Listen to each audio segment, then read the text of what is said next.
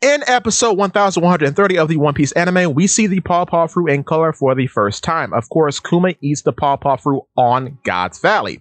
And this all happens during the God Valley incident, in which the Rocks Pirates and the Roger Pirates crash the Celestial Dragon hunting party. What is so interesting about this is that I did a video a while ago discussing how I think Thiller Bark is actually God's Valley, or is God Valley in part.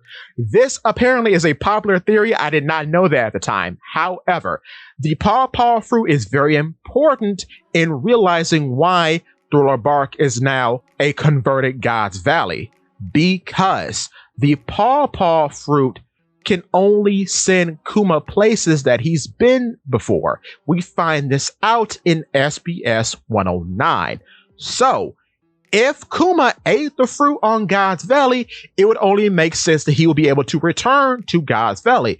And God's Valley has been converted into Thiller Bark. But I will say this extends to places Kuma has been even before he ate the fruit. That is why he was able to escape God's Valley along with Guinea and Ivankov, because he's originally from the Sorbet Kingdom. I just wanted to point that out. But to continue.